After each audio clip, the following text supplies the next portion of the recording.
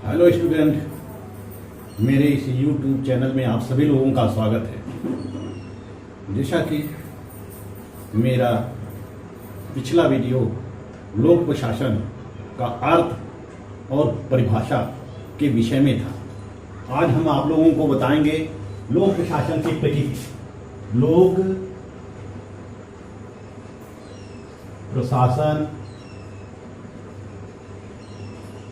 प्रशासन की प्रकृति। Nature of public administration.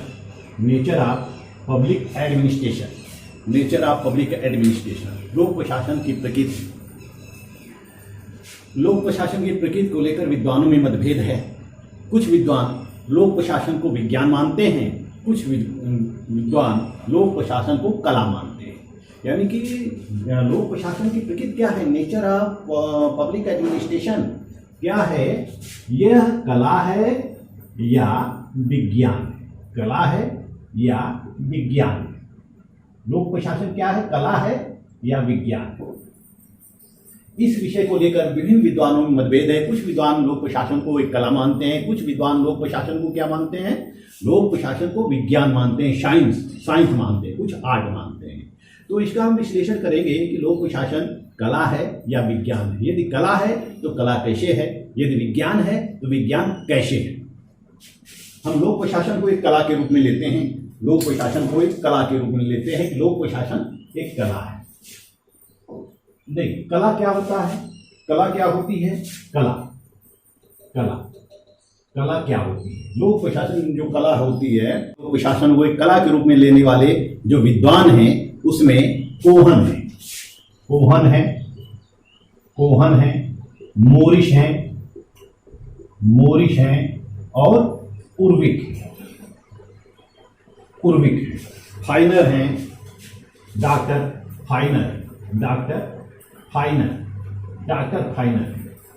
ये विद्वान ये मानते हैं कि लोक प्रशासन जो है वह एक कला है। लोक प्रशासन एक कला है। जैसा कि फाइनर क्या करते हैं कि लोक प्रशासन एक कला है क्योंकि कला को खरीदा नहीं जा सकता है।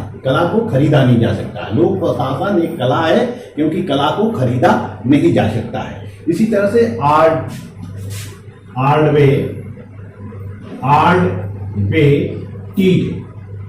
आर्डवेटीज कहते हैं कि लोक प्रशासन एक सुंदर कला है। या लोक प्रशासन को क्या मानते हैं, एक सुंदर कला मानते हैं। लोक प्रशासन एक सुंदर कला है। वे कहते हैं कि लोक प्रशासन क्या है, एक सुंदर कला है, एक सुंदर कला है। तो इसी तरह से कोहन भी हैं, मोरिस भी हैं, डॉक्टर फाइनर भी हैं। ये सारे विद्वान ये मानते हैं कि लोक प्रशासन एक कला है। लोक प्रशासन क्या है, एक कला है। अब लोक प्रशासन कला कैसे है, तो सबसे पहले हम देखते हैं कि कला का कार्य क्या होता है। कला का कार्य क्या होता है, किसी वस्तु को सुंदर बनाना। कला का कार्य क्या होता है, किसी वस्तु को सुंदर बनाना। कला क्या होती है, आर्ट क्या होता है, वह किसी वस्तु को सुंदर बनाती है। कला किसी वस्तु को सुंदर बनाती है। जैसे कि मूर्तिकार होता है या चित्रकार होता है या भवन का निर्माता होता है, जो इंजीनियर होता है भवन का, उसके अंदर एक कला होती है कि वह भवन को अत्याधुनिक साज सज्जा से, वास्तुशास्त्र के हिसाब से वह घर को बनाता है, मकान को बनाता है, बिल्डिंग भवन को बनाता है। वह उसके अंदर एक कला होती है, उसके अंदर एक क्षमता होती है, कला होती है। इसी तरह से एक चित्रकार होता है कि वह अपने अभिव्यक्ति को चित्र के माध्यम से इंगित करता है। इसी तरह से मूर्तिकार होता है, मूर्तिकार, उसके अंदर जो गुण होती है वह अपने गुणों के माध्यम से अपने भावों को, अपने विचारों को मूर्ति के माध्यम से वह अभिव्यक्त करता है। यानी कि मूर्ति को अधिक से अधिक सुंदर बनाता है। ये उसके अंदर एक कला होती है कि वह मूर्ति को सुंदर से सुंदर बनाता है। यानी कि ये कला है ना कि वह मूर्ति को अधिक से अधिक सुंदर बनाता है। इसी प्रकार से जिस प्रकार एक मूर्तिकार होता है उसके अंदर कला होती है कि वह मूर्ति को सुंदर बनाता है। चित्रकार होता है, वह चित्रकार चित्र को सुंदर बनाता है, चित्र को बनाता है। उसके अंदर एक कला होती है, ये गुण होता है, उसके अंदर एक गुण होता है, एक क्वालिटी होती है, डेवलप होती है। हर कार्य करने की क्वालिटी होती है, कार्य को उत्तम ढंग से करने की क्वालिटी होती है। तो इसी तरह से विभिन्न जो इंजीनियर होते हैं, वह डॉक्टर होते हैं, अपनी कला के माध्यम से मरीज को जल्दी से ठीक कर देते हैं। तो इसी तरह से प्रशासन भी एक कला है। प्रशासन भी जो होता है, प्रशासन भी एक कला है। अब प्रशासन कला कैसे है? क्योंकि जो प्रशासक होता है वह अपनी कला के माध्यम से अच्छे ढंग से प्रशासन करता है, कला के माध्यम से अच्छे ढंग से प्रशासन करता है। जैसे कि जो प्रशासक होता है उसके अंदर केवल योग्यता का होना जरूरी नहीं होता है, योग्यता का होना जरूरी नहीं होता है, केवल योग्यता का होना जरूरी नहीं होता है, बल्कि उसके अंदर गुण और अनुभव भी जरूरी होता है। गुण और अनुभव भी होना जरूरी होता है। यदि किसी प्रशासक के अंदर योग्यता है लेकिन उसके अंदर गुण नहीं है, कार्य करने का अनुभव नहीं है, तो फिर वह प्रशासन उत्तम ढंग से नहीं कर सकता है, वह प्रशासन उत्तम ढंग से नहीं कर सकता है। तो प्रशासक को गुण और अनुभव होना चाहिए, वह गुण और अनुभवों के द्वारा उत्तम ढंग से प्रशासन कर सकता है, नीतियों को अच्छे तरीके से लागू कर सकता है, शांति कानून व्यवस्था बनाए रख सकता है। किसके माध्यम से? अपने गुण और अनुभव के माध्यम से वह कर सकता है। तो कर सकते हैं कि लोक प्रशासन एक कला है। लोक प्रशासन क्या है? एक कला है। अब दूसरा पॉइंट आता है कि लोग जो कला होती है वह क्या होती है? सृजनात्मक होती है। कला सृजनात्मक, कला का काम क्या होता है? निर्माण करना।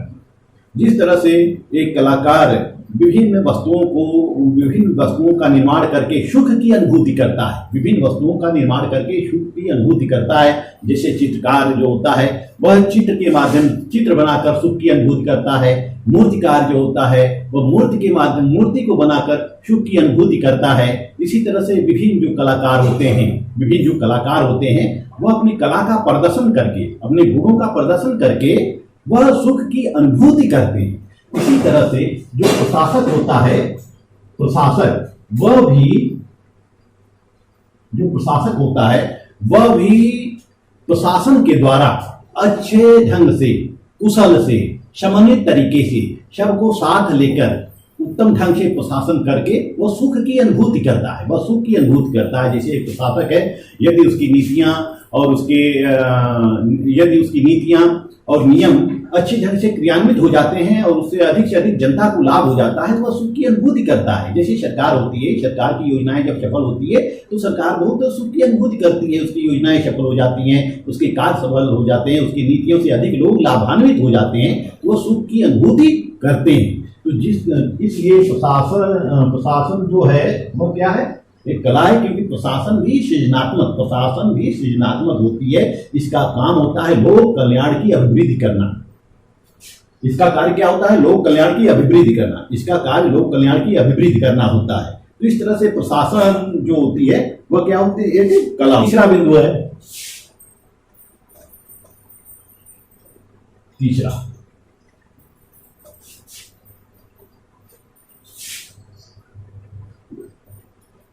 लोक प्रशासन कला के रूप में लोक प्रशासन कला है। तीसरा जो पॉइंट है इसका, तीसरा पॉइंट है कि प्रत्येक कला का एक साधन होता है। प्रत्येक कला का एक साधन होता है, यानी कि कला जो होती है साधन संपन्न होता है। प्रत्येक कला का एक साधन होता है, यानी कि साधन कैसे होता है कि जैसे कि मूर्तिकार होता है, यानी कि मूर्ति का साधन क्या है? रंग है। मूर्तिकार जो रंग बनाता है, जो मूर्तिकार मूर्ति बनाता है तो उसको विभिन्न रंगों के माध्यम से संयोजित करता है। यदि वह विभिन्न रंगों के माध्यम से मूर्तियों को संयोजित नहीं करेगा तो मूर्तियां अच्छी नहीं लगेंगी, सुंदर नहीं लगेंगी। उसको आंख, नाक, हाथ, पैर, कान, बाल, विभिन्न रंग जो होते हैं विभिन्न रंगों से वह संयोजित करता है तो मूर्तियां हमें क्या लगती है? जीवंत लगती है। इसी तरह से संगीत का साधन क्या होता है? संगीत का साधन होता है वाद्य यंत्र। संगीत का साधन होता है वाद्य यंत्र। संगीत हमें अच्छी कब लगती है? जब उसमें विभिन्न वाद्य यंत्र होते हैं और सभी वाद्य यंत्रों का आपस में तालमेल होता है। जैसे कि बीड़ा है, सितार है, ढोलक है, हारमोनियम है, झाल है, वगैरह वगैरह जितने भी वाद्य यंत्र होते हैं, जब विभिन्न वाद्य यंत्र एक साथ बजते हैं और उनमें सुर ताल का संबंध होता है यानी कि शुद्ध ताल का संबंध होता है, तब वह संगीत हमें अच्छी लगती है, तब वह हमें संगीत अच्छी लगती है। जैसे कि गाना, अच्छा केवल हम गाना गाएं तो हमें बहुत अच्छा नहीं लगेगा, या केवल संगीत सुने तो केवल म्यूजिक में सुनाई देगी, और म्यूजिक के जितने इंस्ट्रूमेंट होते हैं सबको अलग अलग सुने तो हमें कुछ अटपटा लगेगा। तो इस तरह से हम विभिन्न जो म्यूजिक के जो यंत्र हैं सबका आपस में संयोजन करते हैं, तब हमें जाकर कहीं संगीत मधुर लगती है, कानों को प्रिय लगती है, कर्णप्रिय होती है। इसी तरह से जो साहित्य है, साहित्य हमें अच्छा क्यों लगता है? क्योंकि शब्द, साहित्य के लिए साधन क्या है? शब्द है। साहित्य के लिए साधन क्या है? शब्द है। कि साहित्य कला जो होती है वह शब्दों के माध्यम से ही अभिव्यक्त की जाती है। विभिन्न शब्द होते हैं, जो विभिन्न शब्दों को लेकर हम साहित्य का निर्माण करते हैं, तो ये साधन है। इसी तरह से जो प्रशासन जो होता है, इसी तरह से जो प्रशासन है, प्रशासन के भी साधन होते हैं, प्रशासन के भी साधन होते हैं, प्रशासन के भी साधन होते हैं। प्रशासन का जो पहला साधन होता है वह संगठन होता है। संगठन, प्रशासन का पहला साधन क्या होता है? संगठन होता है। साधन, संगठन मतलब ऑर्गेनाइजेशन, लोग, यानी कि मैन पावर नहीं रहेगा तो हम प्रशासन नहीं कर सकते हैं। ये मैन पावर क्या है? ये संगठन, ऑर्गेनाइजेशन यानी संगठन होता है। संगठन के पश्चात कुछ उद्देश्य होते हैं। हमारे साधन क्या होते हैं? लोक प्रशासन के उद्देश्य होते हैं। हम संगठन के माध्यम से उद्देश्यों को क्रियान्वित करते हैं, संगठन के माध्यम से उद्देश्यों को क्रियान्वित करते हैं, उद्देश्यों को लागू करते हैं संगठन के माध्यम से। जब उद्देश्य लागू हो जाते हैं, यानी कि जो उद्देश्य होते हैं यह भी यह प्रशासन का साधन होता है। और इसके बाद उद्देश्यों का क्रियान्वयन, उद्देश्यों का जब हम क्रियान्वयन कर देते हैं, करने के पश्चात हमें जो रिजल्ट प्राप्त होते हैं, जो परिणाम प्राप्त होते हैं, उससे हम सुख की अनुभूति करते हैं, यानी कि हमारे अंदर प्रशासन करने की कला, यदि हमारे प्रशासनिक कार्य अच्छे हैं और उससे अधिक से अधिक लोग लाभान्वित होते हैं, तो हमारे अंदर प्रशासन करने की कला होती है, चौथा बिंदु है कला में सत्यम शिवम सुंदरम। सत्यम शिवम सुंदरम की अभिव्यक्ति है। कला में सत्यम शिवम सुंदरम की अभिव्यक्ति होती है, यानी सत्य ही शिव है, शिव ही शुद्ध है। हम अपने गुणों को जितने से अधिक से अधिक डेवलप करेंगे, तो वही हमारे लिए हमारे पूर्णता को प्राप्त करेंगे। तभी हम पूर्णता को प्राप्त करते हैं जब हम गुणवान हों। हम अगुणी होंगे तो हम पूर्ण नहीं होंगे। जब तक हमारे अंदर गुणों की भरमार न हो या कुछ अधिकांश गुण न हो, तब तक एक व्यक्ति पूर्णता प्राप्त नहीं कर सकता है। तो जैसे कि आर्वेटीज कहते हैं कि मिट्टी और जिस प्रकार मिट्टी और रंगों के संयोजन से मूर्ति बनाई जाती है, और इसी तरह से वाद्य यंत्रों के संयोजन से संगीत होता है, शब्दों के संयोजन से साहित्य होता है। उसी तरह से विभिन्न ललित कलाओं की भांति यह लोक प्रशासन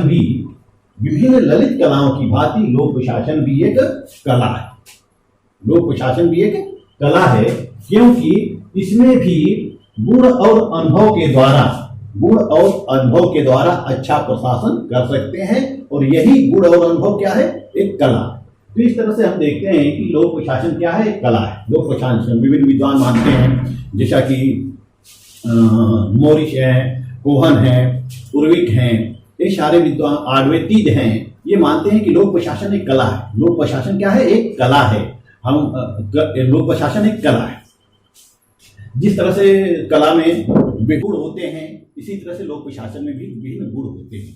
अब हम देखते हैं कि लोक प्रशासन एक विज्ञान है। लोक प्रशासन एक विज्ञान के रूप में हम देखते हैं कि हालांकि जो लोक प्रशासन है वह कौन सा विज्ञान है? सामाजिक विज्ञान। विज्ञानों की 2 श्रेणियां होती हैं। एक विज्ञान की 2 श्रेणियां होती हैं। पहली श्रेणी विज्ञान की 2 श्रेणियां होती हैं। पहला है प्राकृतिक विज्ञान, जिसको हम नेचुरल साइंस कहते हैं। दूसरा है सोशल साइंस, नेचुरल साइंस और सोशल साइंस। नेचुरल साइंस के अंतर्गत फिजिक्स, केमिस्ट्री, जूलॉजी, बॉटनी, ये सब आ जाते हैं। ये सब हम नेचुरल साइंस के रूप में लेते हैं।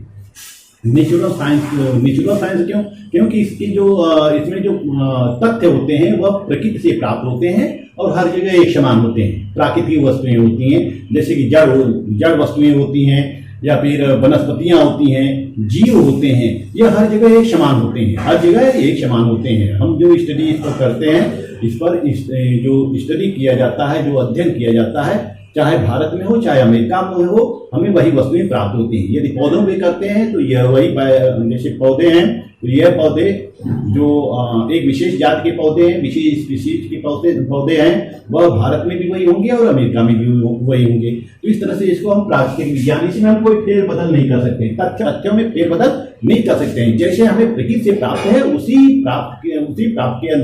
उसी आधार पर हम अपना अध्ययन करते हैं, रिसर्च करते हैं। दूसरा होता है सोशल साइंस। सोशल साइंस की तुलना, सामाजिक विज्ञान की तुलना हम प्राकृतिक विज्ञान से नहीं कर सकते हैं, लेकिन उसके करीब ला सकते हैं। यानी कि जिसमें वैज्ञानिक पद्धति का प्रयोग किया गया, जिस विषय में हम वैज्ञानिक पद्धति अपनाते हैं, उस विषय को हम विज्ञान करते हैं। क्योंकि सामाजिक विज्ञान में भी हम वैज्ञानिक पद्धति का प्रयोग कर लेते हैं, तो वैज्ञानिक पद्धति का जब प्रयोग करते हैं यह विज्ञान हो जाता है, यह विज्ञान हो जाता है। अब विज्ञान होने के लिए कुछ कंडीशंस होते हैं, विज्ञान होने के लिए कुछ कंडीशन होते हैं कि विज्ञान कैसे, विज्ञान होने के लिए 5 शर्तें हैं। विज्ञान होने के लिए 5 शर्तें हैं। पहला है तथ्यों का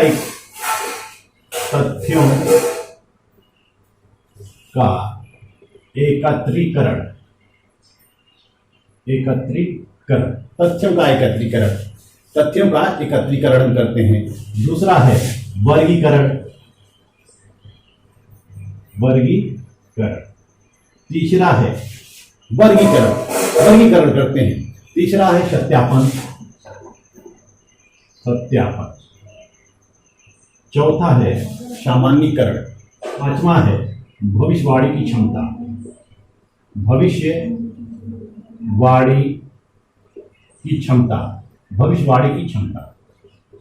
यानी कि किसी भी विज्ञान में भविष्यवाणी की क्षमता होनी चाहिए, देखिए, तथ्यों का एकत्रीकरण, प्राकृतिक विज्ञान में हम क्या करते हैं, तथ्यों का एकत्रीकरण करते हैं। विभिन्न जो मटेरियल होते हैं, मटेरियल को कलेक्ट करते हैं, उसके बाद उसका निरीक्षण परीक्षण करते हैं, वर्गीकरण करते हैं। मतलब जो एक गुण के होते हैं उसको अलग अलग रखते हैं, समान गुण वालों को अलग अलग रखते हैं। जैसे कि हमने हम लोग किसी जंगल में गए या फील्ड में गए, वहां पे हमें मटेरियल इकट्ठा करना है। वहां हमने देखा कि बहुत ढेर सारे फूल हैं, तो सारे फूलों को हमने तोड़ लिया। उसमें चने के फूल होंगे, मटर के फूल होंगे, गुलाब के होंगे, गुड़हल के होंगे, सारे फूलों को हमने तोड़ लिया। तो सारे फूल हमारे यहाँ, हमारे टोकरी में क्या हो गए, मिक्स हो गए। वह फूल क्या हो गए, मिक्स हो गए। अब हम उनको समान गुण, समान रंग के आधार पर उसको अलग अलग करेंगे। जैसे कि गेंदे के फूल को एक जगह रखेंगे, गुड़हल के फूल को एक जगह रखेंगे, सरसों के फूल को एक जगह रखेंगे। इसी तरह जो समान गुण वाले होंगे और समान दिखने वाले जो फूल होंगे वह एक एक जगह, यानी वर्गीकरण कर देंगे। हमने तथ्यों का एकत्रीकरण कर लिया, मैटर कलेक्शन कर लिया, और हम क्या कहेंगे, अब क्लासिफिकेशन कर लिया। अब क्लासिफिकेशन के बाद हम देखते हैं, उसका परीक्षण निरीक्षण करते हैं, और उसके बाद उसका हम सत्यापन करते हैं। परीक्षण निरीक्षण करने के बाद हम सत्यापन करते हैं। जैसे कि हम प्रयोगशाला में होते हैं तो उसमें ऑक्सीजन लेते हैं, हाइड्रोजन लेते हैं, ऑक्सीजन लेते हैं, मैटर कलेक्शन हो गया, हाइड्रोजन ऑक्सीजन मैटर कलेक्शन हो गया। अब इसको हम सत्यापन करेंगे, यानी कि हम प्रयोग करेंगे, H2+O, इसको मिलाएंगे बराबर मात्रा में या उचित मात्रा में, इसको हम आपस में मिलाते हैं उचित मात्रा में। कोई विशेष यौगिक बनाने के लिए एक की मात्रा कम तो एक की मात्रा अधिक रखते हैं, तब जाकर कोई यौगिक बनता है, कोई कंपाउंड बनता है। तो जब हम इसको बना लेते हैं, इसको हम प्रयोग करते हैं, तो प्रयोग करने के बाद देखते हैं कि H का 2 भाग और O का 1 भाग मिलाने पर पानी बन जाता है, जल बन जाता है। यानी कि H2+O = जल, H2O = जल, H2+O = H2O, तो H2O बनता है। वही इसको हम अगर इसकी मात्रा बढ़ा देंगे, H की मात्रा बढ़ा देंगे तो कुछ और बन जाएगा। तो इस तरह से हम सत्यापन करते हैं। सत्यापन करने के बाद हम सामान्यीकरण करते हैं या देखते हैं कि जो हमने प्रयोग किया है या जो हमने सिद्धांत बनाया है क्या सभी जगहों पे समान है, क्या हमने जो प्रयोग किया है भारत में या इस परिवेश में, इस वातावरण में जो किया है वही यौगिक बना है, या फिर इसके विभिन्न परिवेश में इसका प्रयोग करते हैं, जैसे कि भारत में करेंगे, अमेरिका में करेंगे, आकाश में करेंगे, पाताल में करेंगे, हर जगह करेंगे, हर जगह हम करेंगे यह प्रयोग H2 + O = H2O बनाएंगे, हर जगह बनाएंगे। हम देखते हैं कि अमेरिका में भी वही मेटल को मिलाने पर H2O बनता है, यानी कि H2 + O = H2O।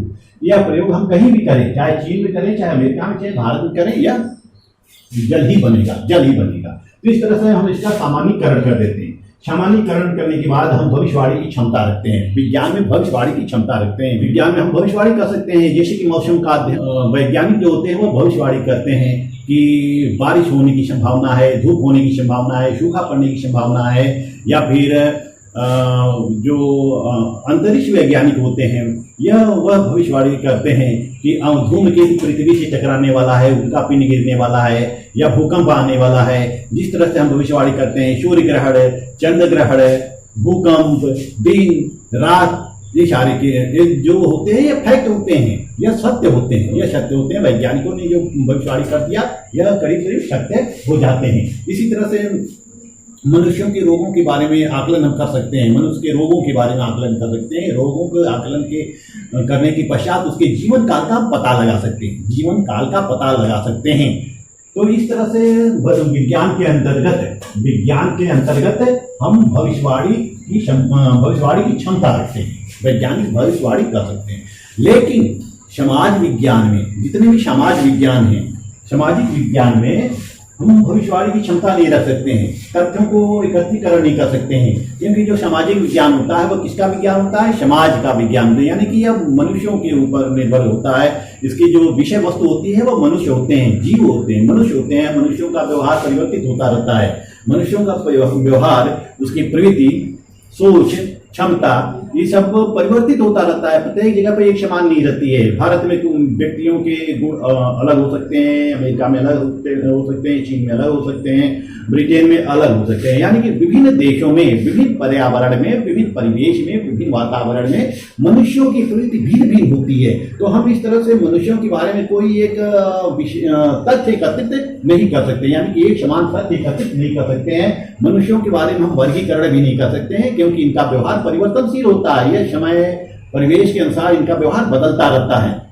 तो सामाजिक विज्ञान में हम कोई आंकड़ा नहीं निकाल सकते हैं, सामाजिक विज्ञान में आंकड़ा हम नहीं निकाल सकते हैं। लोक प्रशासन जो होता है वह सामाजिक विज्ञान का ही अंग है। जो लोक प्रशासन है यह सामाजिक विज्ञान का ही अंग है, सामाजिक विज्ञान का ही अंग है।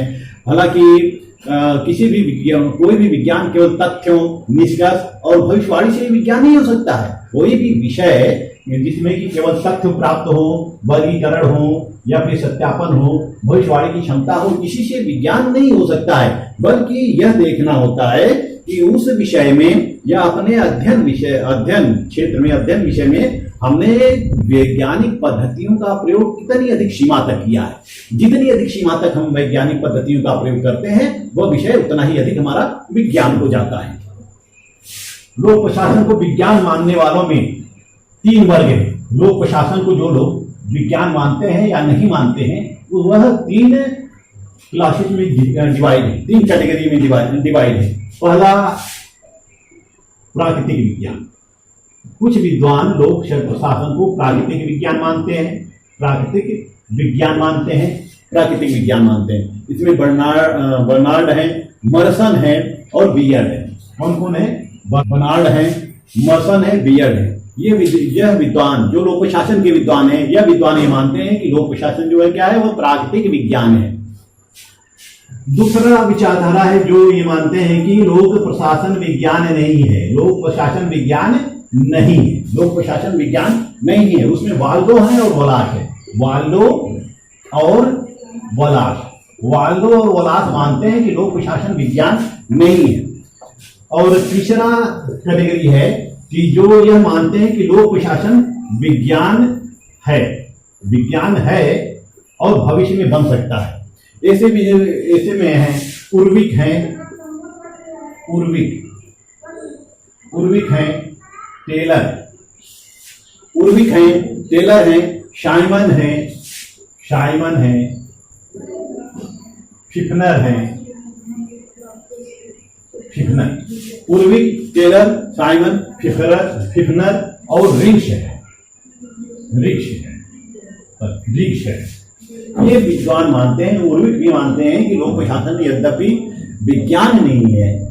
टेलर, साइमन, फिफनर, रिक्श सारे मानते हैं कि लोक प्रशासन विज्ञान है, लेकिन यह भविष्य में बन जाएगा। और लोक प्रशासन को विज्ञान बनाने के लिए इन विद्वानों ने काफी मेहनत की और इन्होंने लोक प्रशासन को विज्ञान बनाने के लिए बहुत प्रयास किया ताकि लोक प्रशासन विज्ञान बन जाए। इसके लिए इन्होंने लोक प्रशासन में विभिन्न प्रयोग किए, विभिन्न वैज्ञानिक पद्धतियों को अपनाया। इन्होंने कुछ सिद्धांत दिए, इन्होंने प्रयोग करने के पश्चात कुछ सिद्धांत दिए और इन सिद्धांतों के आधार पे, इन प्रयोगों के आधार पे लोक प्रशासन में भविष्यवाणी की जा सकती है। जैसे कि सरकार के द्वारा कुछ नीतियां बनाई जा सकती है। उन नीतियों को देखकर, जन आकांक्षाओं को देखकर, समाज की जरूरतों को देखकर यह अनुमान लगाया जा सकता है कि यह प्रयोग या यह नीतियां हमारी सफल हो सकती हैं। यानी कि लोक प्रशासन में भी भविष्यवाणी की जा सकती है। हालांकि यह भविष्यवाणी 100% सफल नहीं हो सकती है, लेकिन 99% तक हम संभावना व्यक्त कर सकते हैं कि लोक प्रशासन के अमुक कार्यों से समाज लाभान्वित हो सकता है, देश उन्नति पे जा सकता है, राज्य उन्नति पे जा सकता है, राज्य के नागरिक सुखी हो सकते हैं। तो इस तरह से लोक प्रशासन क्या है? एक विज्ञान है। अब लोक प्रशासन के विज्ञान को लेकर लोक प्रशासन की प्रकृति को लेकर दो दृष्टिकोण है। लोक प्रशासन की प्रकृति को लेकर दो दृष्टिकोण है। पहला दृष्टिकोण है एकीकृत दृष्टिकोण, एकीकृत दृष्टिकोण। दूसरा है प्रबंधात्मक दृष्टिकोण।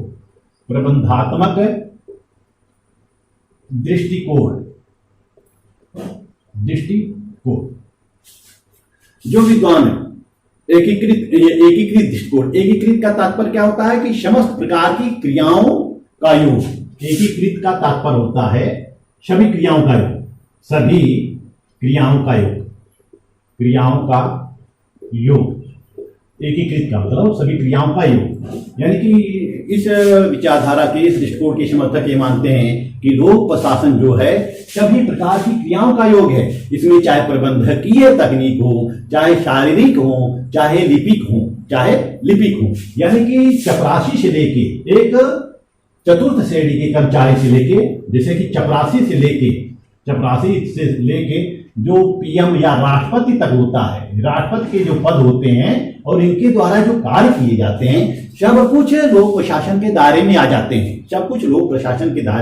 हैं। चाहे वह चिकित्सा विभाग हो, चाहे शिक्षा विभाग हो, चाहे वह स्वच्छता विभाग हो। यानी कि जो सफाई कर्मचारी जो करता है, गांव की जो सफाई करता है, सफाई कर्मचारी नियुक्त होते हैं, उनके भी कार्यों को हम लोक प्रशासन में ले सकते हैं। इसी तरह से डीएम के कार्य को ले सकते हैं, प्रधानमंत्री के कार्य को ले सकते हैं, राष्ट्रपति के कार्य को ले सकते हैं। यानी कि यह एकीकृत दृष्टिकोण, यानी कि यह सभी प्रकार की क्रियाओं, छोटी क्रियाओं से लेकर बड़ी से बड़ी क्रियाओं तक का योग क्या है? यह लोक प्रशासन। यानी कि हम इन सभी का अध्ययन किसमें करते हैं? लोक प्रशासन में करते हैं। इसकी प्रकृति क्या है? एकीकृत दृष्टिकोण है। दूसरा है एकीकृत है, प्रकृति एकीकृत है, यानी कि सब कुछ शामिल है। यानी कि व्यक्ति के पालने से लेके श्मशान तक आने वाली जितनी भी क्रियाएं हैं, सब राज्य के द्वारा संचालित की जाती हैं और राज्य उन सभी मनुष्यों की सभी क्रियाओं पर प्रशासन करता है। यानी कि जब बच्चा गर्भ में होता है, तब राज्य के द्वारा बच्चा की जांच की जाती है, उनको निःशुल्क दवा वितरण किया जाता है, चिकित्सीय सुविधा उपलब्ध कराई जाती है। इसी तरह से डिलीवरी के समय सरकार के द्वारा कुछ उनको अनुदान दिया जाता है, उनकी चिकित्सा सुविधा दी जाती है। बच्चा जब छोटा होता है तो उसके टीकाकरण के लिए सुविधा दी जाती है, निःशुल्क टीकाकरण होता है। फिर शिक्षा के लिए सुविधा दी जाती है, शिक्षा उनके निःशुल्क शिक्षा की व्यवस्था की गई है सरकार के द्वारा। इसके बाद जब बच्चा बड़ा होता है तो राज्य सरकार के द्वारा उसको रोजगार उत्पन्न किया रोजगार उसको दिया जाता है, यानी कि राज्य सरकार रोजगार उत्पन्न करती है, रोजगार पैदा करती है कि अधिक से अधिक लोग अपनी जीवन यापन हेतु रोजगार कर सके, नौकरी पाए। वृद्धावस्था के समय में सरकार के द्वारा पेंशन की व्यवस्था की जाती है। व्यक्ति की जब मृत्यु होती है वह श्मशान में जाता है तो श्मशान में जितनी भी क्रियाएं होती हैं उसमें सरकार की हिस्सेदारी होती है। तो इस तरह से हम देखते हैं कि जो सरकार होती है व्यक्ति के हर जीवन से, यानी कि जन्म से लेकर मरण तक सरकार के द्वारा कार्य किए जाते हैं। तो ये सब यह सब एकीकृत दृष्टिकोण के दायरे में आते हैं, यानी कि हर क्रिया जिससे कि राज्य हित हो, मनुष्य हित हो, वह क्या है? प्रशासन। हर क्रिया प्रशासन है और यह सरकार के द्वारा किया जाता है। और दूसरा है प्रबंधात्मक दृष्टिकोण। प्रबंधात्मक दृष्टिकोण, यह प्रबंधात्मक दृष्टिकोण क्या है? इसमें कुछ विचारक हैं जैसे कि लूथर गुलिक है, यह मानते हैं लोक प्रशासन है वह केवल प्रबंध का ही अध्ययन है। लोक प्रशासन यह प्रबंध का ही अध्ययन है। इसमें लूथर गुलिक है। प्रबंधात्मक दृष्टिकोण में कौन कौन है? लूथर गुलिक हैं, स्मिथ वर्ग, लूथर गुलिक हैं, स्मिथ वर्ग हैं और साइमन है, थॉमसन है। साइमन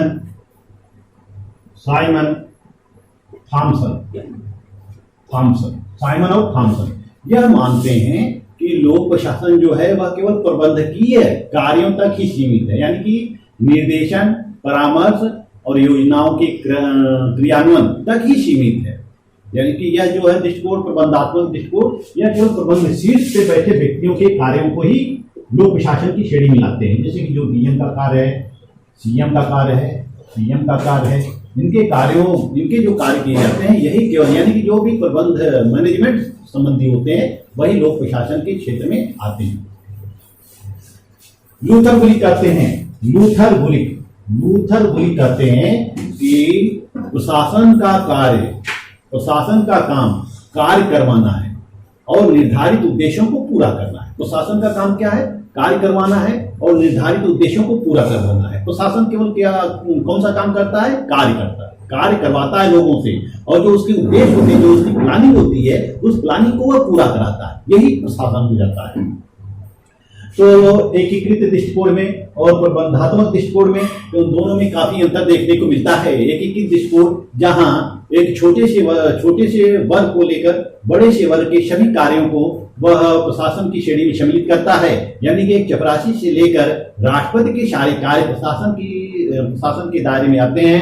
वही प्रबंधात्मक दृष्टिकोण केवल प्रबंधकीय कार्यों को ही लोक प्रशासन की श्रेणी में रखता है, केवल प्रबंधकीय कार्यों को ही लोक प्रशासन की श्रेणी में रखता है। तो दोनों में पर्याप्त अंतर है, लेकिन यह जो है दोनों के जो अपने अपने विचार है, दृष्टिकोण है, यह एक दूसरे के बिना एकांगी है। और लोक प्रशासन के अंतर्गत हम सभी सरकार के समस्त कार्यों को लेते हैं, जैसे दिमाग का कहना है, दिमाग का कहना है कि लोक प्रशासन का संबंध क्या और कैसे से। क्या का मतलब होता है? विषय वस्तु, और कैसे का मतलब होता है तकनीकी। हम कैसे उस कार्यों को संपादित करें, और इसी तरह से एफएम मार्क्स कहते हैं कि सार्वजनिक नीति से संबंधित समस्त क्रियाएं प्रशासन की श्रेणी में आती है। सार्वजनिक नीति, जो भी सार्वजनिक नीति होती है, सार्वजनिक नीति से संबंधित जितनी भी क्रियाएं होती हैं सब प्रशासन की श्रेणी में आती है।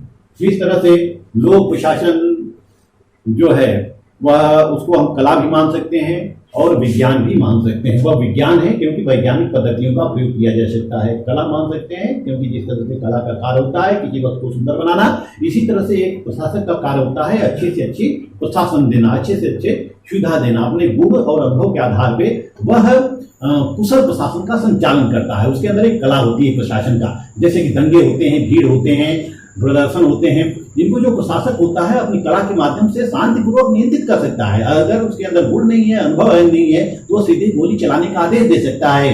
वह सीधे उस दंगे पर, उस भीड़ पर, उस प्रदर्शन पर गोली चलाने का आदेश दे सकता है, जिससे कि सरकार जांच के घेरे में आ जा सकती है, सरकार के ऊपर आपत्ति उठाई जा सकती है, सरकार आलोचना का पात्र हो सकती है, आलोचना की पात्र हो सकती है। तो ऐसे में गुण और अनुभव को प्रयोग करके हम कुशल प्रशासन कर सकते हैं। और इस प्रकृति में दो दृष्टिकोण, एकीकृत दृष्टिकोण और प्रबंधकीय दृष्टिकोण। एकीकृत दृष्टिकोण सभी सार्वजनिक नीतियों को मानता है, सभी सार्वजनिक नीतियों और प्रशासकीय क्रियाओं को प्रशासन का अंग मानता है। वहीं प्रबंधकीय दृष्टिकोण जो होता है वह केवल प्रबंधात्मक कार्यों को मानता है, यानी कि जो केवल योजना बनाना, योजना को क्रियान्वित करना ही वह प्रशासन की श्रेणी में आता है।